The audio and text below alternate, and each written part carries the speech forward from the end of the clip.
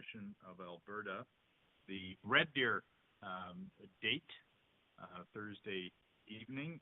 First of all, thank you for those of you who are here, and we are expecting a couple other presenters that had put their names on the list. Thank you for coming and participating in this process. By way of introduction, my name is Justice Dallas Miller. I'm the chairman of the commission, and I also serve as a justice of the Court of King's Bench in southern Alberta. The other commissioners are, to my far right, Mr. Greg Clark, an entrepreneur and consultant focusing on information and knowledge management.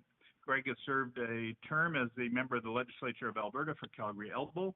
He's also a recipient of the Queen Elizabeth Jubilee Medal. Currently, Greg serves as chair of the Balancing Pool of Alberta and consults and advises widely with respect to organizations and corporations relative to proper board governance. To my immediate right is Dr. Julian Martin, a retired history professor from the University of Alberta with advanced degrees from Cambridge University. Dr. Martin has volunteered on many committees in the City of Edmonton and Sherwood Park and served on provincial quasi-judicial tribunals. To my immediate left is Susan Sampson, a longtime resident of Sylvan Lake, Alberta, and an experienced municipal councillor and mayor. Susan was named Citizen of the Year and received the Queen Elizabeth II Diamond Jubilee Medal in 2012. Far end of the table, Mr. John Evans, KC, a lawyer with the province-wide firm known as Stringham. He works out of the Lethbridge office but conducts trials across the province, and his legal ability has been recognized by being the recipient of King's Counsel, or the KC Award. John also volunteers as a member of the Alberta Judicial Nominating Committee. We are your Electoral Boundaries Commission, and if you have anything you want to leave with us in terms of written material, please leave it with Mr. Aaron Roth at the back, and he'll take that information for you. We are an independent commission established by the Legislature of Alberta. We are appointed by the Speaker. Our task is relatively simple. We have to add 2 electoral divisions to the province of Alberta. Legislation has moved from 87 electoral divisions to 89 for the next provincial election. And we must deal with the significant population growth that this province has experienced in the last several years. To give you some perspective of our task, it's helpful to look at our timeline. We were appointed by the Speaker of the Legislature in late March of this year, and the clock starts ticking from the time of our appointment. In April, we met as a commission on a couple of occasions to discuss process and dates and planning, and we commenced our public hearing process in late May, and since then we have been across the province, and this is our last in-person public hearing of the first round. We will be receiving submissions on Monday virtually, and that day is filled up already.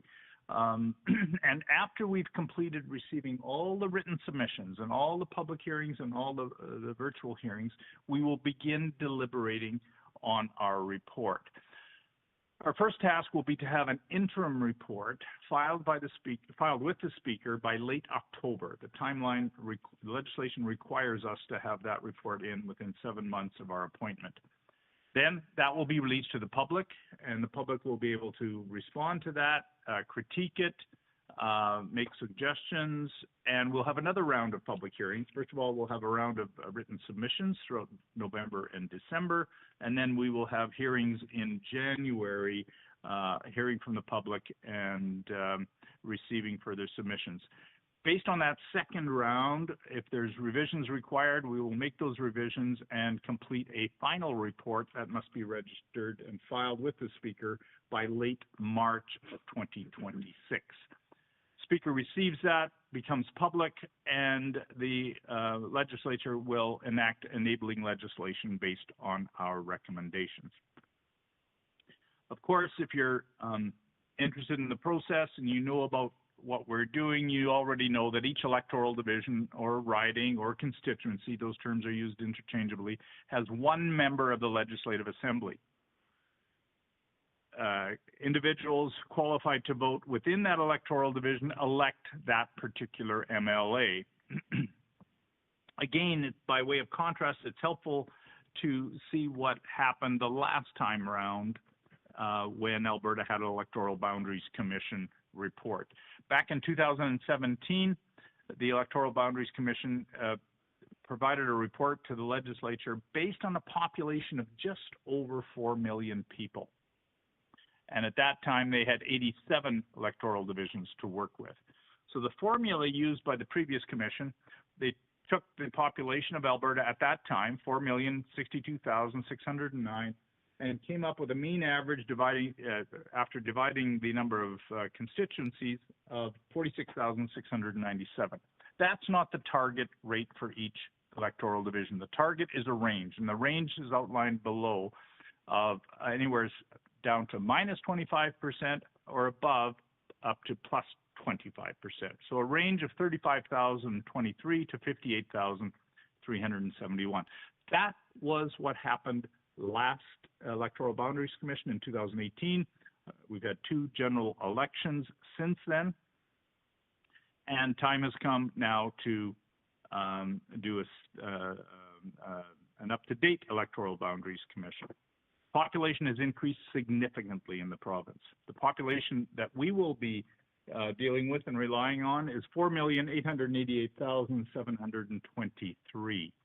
When that population is divided by the number of electoral divisions of 89, the mean average is 54,929, almost 55,000. Again, the target population range then for each electoral division is minus 25 of 41,197, plus 25 of 68,661. The population growth, the huge population growth, has not been spread evenly across all electoral divisions. So we have to come up with a plan and draw boundaries that provide for what the law requires, both in terms of legislation and in terms of case law. We must come up with a report that provides for effective representation. How do we determine effective representation? We do that by looking at several factors. These are all enumerated in the legislation that guides our work. We have to take into consideration relative population sparsity and density. We then look at topics or issues such as common community interests within an area. We also take into account geographic features that will be helpful in terms of determining electoral boundaries. As well, communication lines, transportation lines across the province will also be considered. Our goal, our ultimate goal, is to come up with a report that provides understandable and clear boundaries for Albertans. We are also governed or allowed to take into consideration other appropriate factors.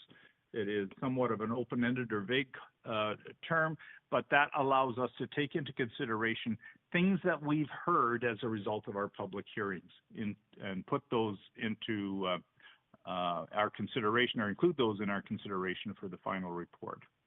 At this stage of the hearing, we now want to hear from Albertans, and we've heard from Albertans everywhere from Pincher Creek to Slave Lake, Fort McMurray to Peace River, down to Lethbridge, Medicine Hat, and Calgary and Edmonton, and parts in between. So this is our last public hearing, as I said. So we've got lots of time, and we're prepared to hear from anyone who is registered or non-registered to present. But by way of record, is Michelle Baer present? No. Preston Hoff? Okay. Jody Mercier-Layden? Do you want to come forward? Oh. Oh, dear. Okay. Anybody want to make a presentation? The 2 that's scheduled are not here. Yeah. Yeah, thank you. We can do Q&A if you'd like. Yeah. Yeah. If you have questions, we can do that.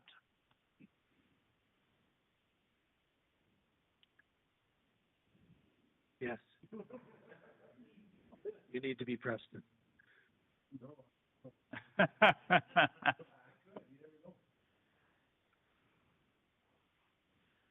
Ma'am, you have a question? Yeah. Just come forward so the mic picks it up. And by the way, the hearing is recorded and will be on the website, the audio content, as well as it will be transcribed and be on the website as well. Just identify yourself, tell us where you're from and what your question is. My name is Laverne Green. I'm Red Deer South. Okay.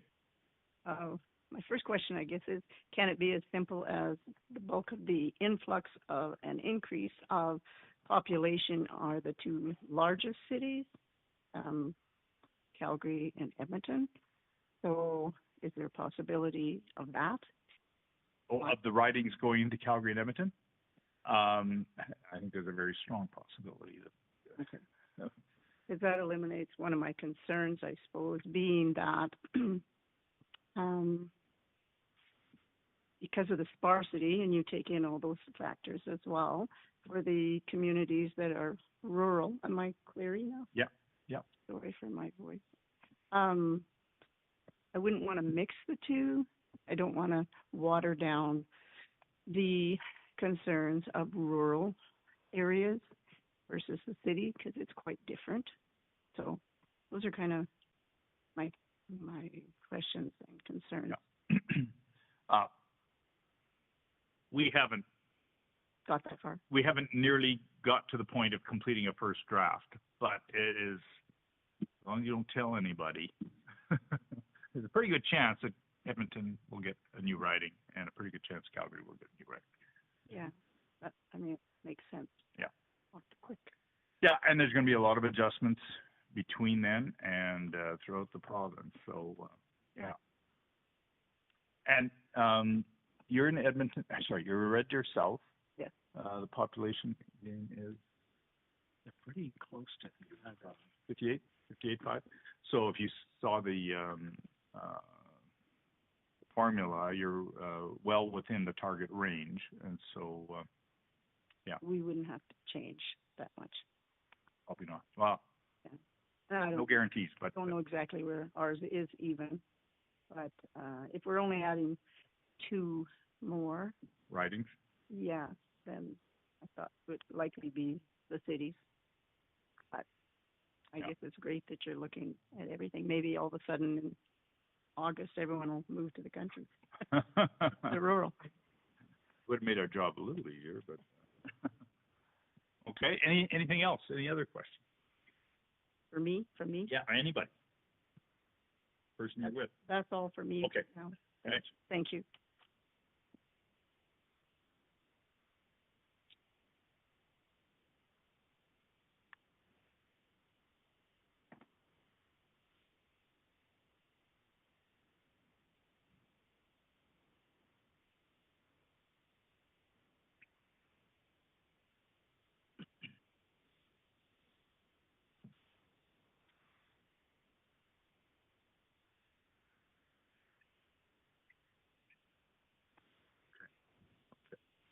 Okay.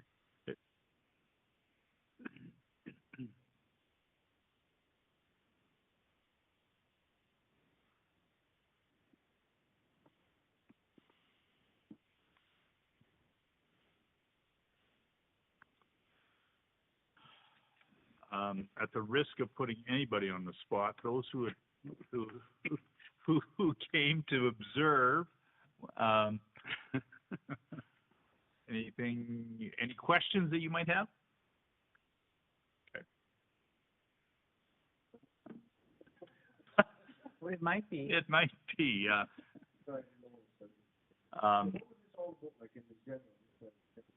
You missed the first 5 minutes, sir.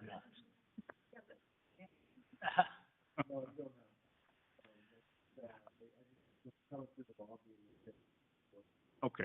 Well, you know what? I do a lot of the talking here at the beginning. I wonder if somebody else wants to talk and just share in maybe a different tone or a different way what we're doing. Great. Maybe if anybody's willing, could you tell us a bit about Red Deer? So what's happening?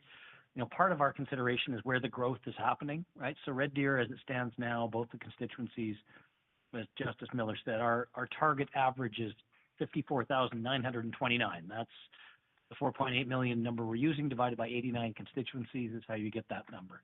And both the Red Deer constituencies are right around that average. So on one hand, good news, well done, Red Deer. On the other hand, I'm curious where the growth is coming from. Are you seeing a lot of new residents moving in? Are people living in the county? Sort of what's the general, what's the kind of economic situation? Sort of how's it going? And where do you think it's going to go in the next 7-8 years, plus or minus 0.5%? Oh, great. Well, we're interested in the whole region. Okay. So, yeah. There you go. That's okay. Talk to me about Rimbey Rocky Sundre. That's a beautiful part of the world.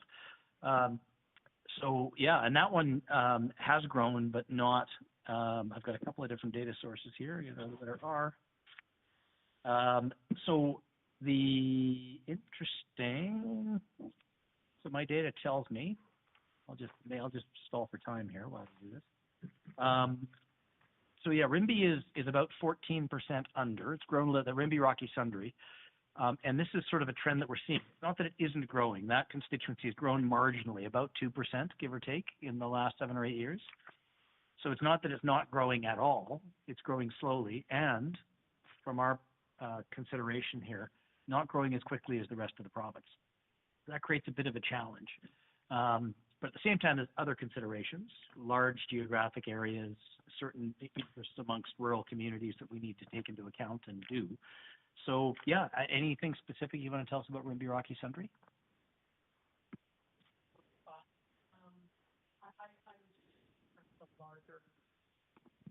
Concerned that the larger space you're spreading to meet that growth that you're seeing in other constituencies will diminish the ability of your representative to get everywhere. There are larger in our province, but maybe don't have the centers of population similar to the one that we have, with so many municipalities, school divisions.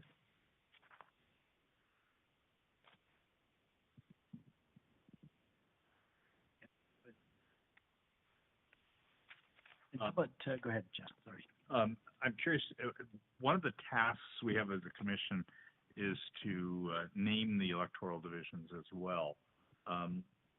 Is Rimbey Rocky Mountain House Sundre a satisfactory name, as far as you're aware, to the people that live there? It certainly represents the larger centers of the riding, the kind of a triangle of where people are located. Mm-hmm. It's long. It makes a heck of an email address, but yeah, the name suits the riding. Okay. The mountain part is a descriptor of what you expect when you head to that West Country. So if anything changed, you'd maybe want to see the mountains stay in there if you took away the municipality names. But mm-hmm.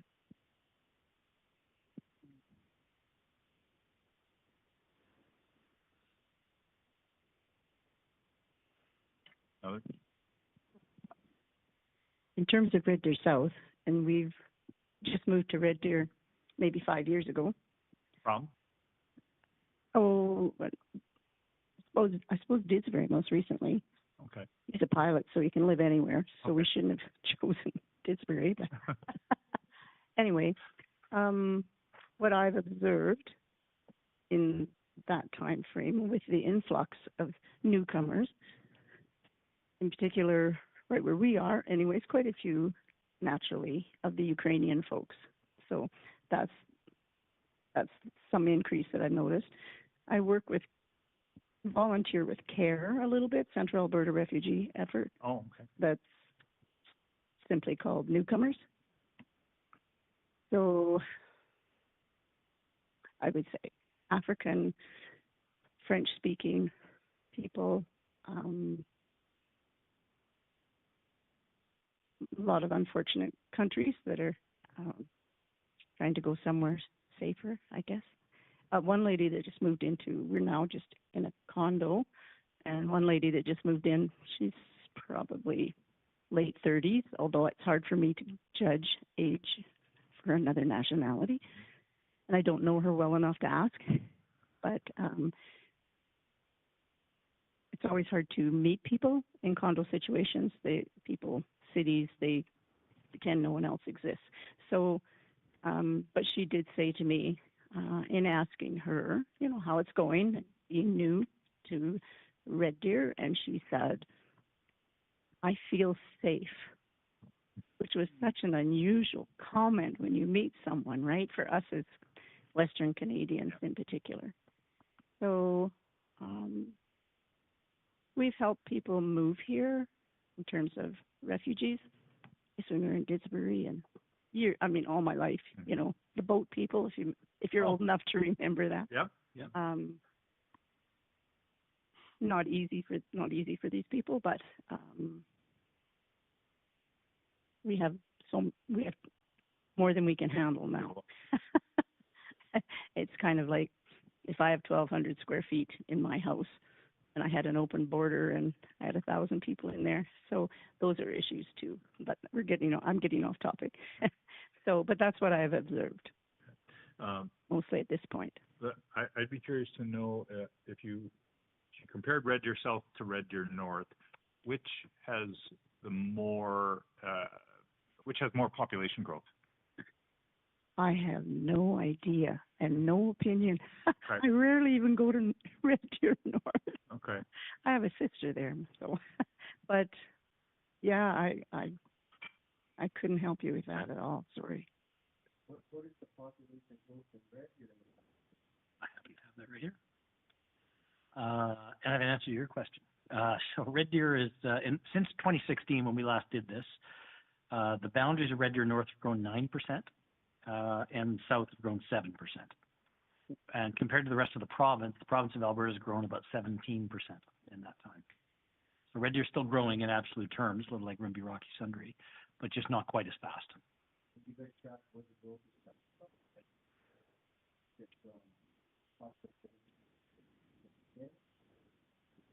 Largely immigration. Into the province, immigration from other Canadians from outside of Canada. Even Red Deer itself, right?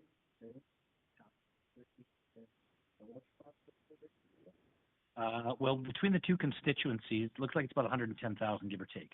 So between the two constituencies, which make up the entire area, it's about 112,000 is what I've got on mine. This is as of July 1, 2024. That's the last clean data that we have. Do you guys track when you're bringing immigration in? Is it tracked to employment and unemployment? How it increases and decreases throughout that time? No. I'm sure that is available. We don't really. It's not a factor for us. I'm just under because you guys are asking. What I heard there was where you're seeing the job growth and the growth. Is it job growth or is it just population? Population. Growth you're looking at? Oh, so you're not looking at the job growth side of it. No. Okay. That's all right then.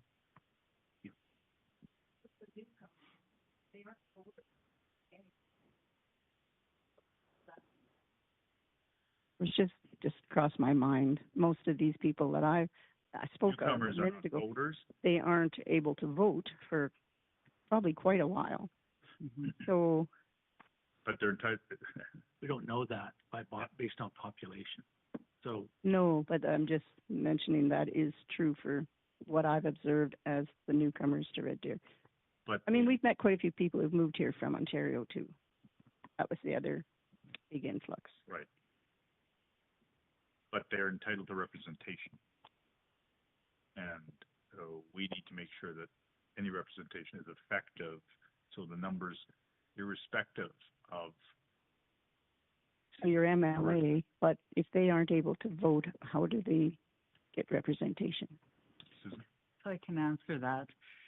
The MLA's job is to represent all the people who live in the constituency, whether they vote for him or whether they even vote. Because people who are new, like your neighbor from Africa, might need health care services, might need to figure out where she can get English. You know, it's a variety. So all the people are involved in the population count because those people will either be underaged and sooner or later they'll be 18 and be able to vote. Some people will die. Other people will be not Canadians and during the time in the next election, maybe they will become Canadians and eligible to vote.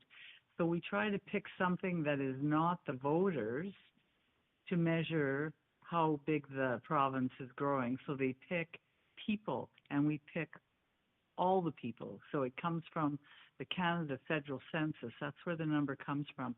And everybody's in it, and it's just a snapshot in time. Makes sense, yeah. Thank you. We work on a couple of CAs, so we, yeah, represent them all. Yes, thank you. You have a question? All I was going to say is, like, you mentioned that Red Deer North has grown more rapidly than Red Deer South. So yeah, I find that astonishing.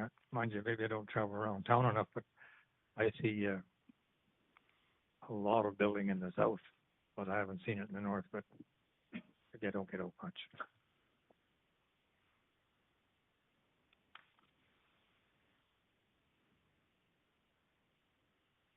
Well, and where the line is drawn is not probably what you would naturally consider north and south. Right. Yeah. So it's drawn at, what is that? 50th Street. Mm-hmm. Yeah. So yeah. So it's a lot, like geographically, the north is the Red Deer North constituency is quite a bit bigger. Yeah, you see it on the map there. Yeah.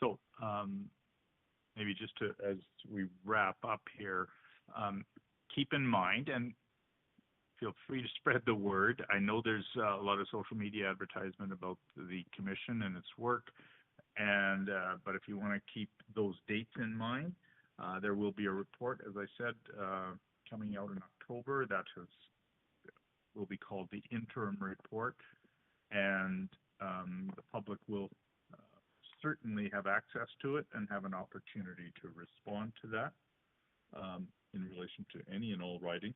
And if people are concerned about that, that's the time for them to reach out again to the commission. The website,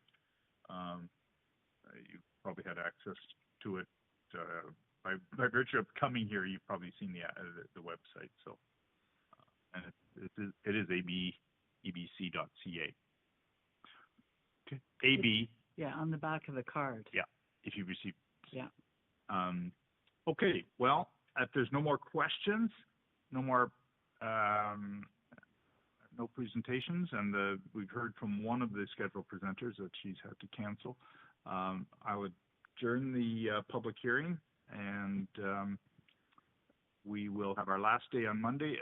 By the way, Mr. Roth, can members of the public observe our virtual hearings?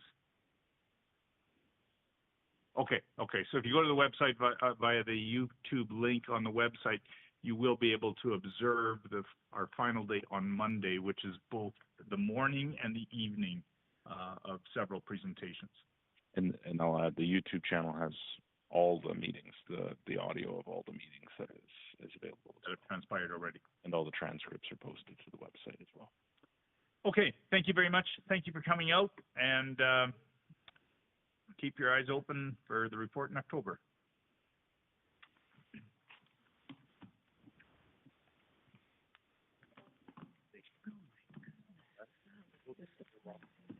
Probably.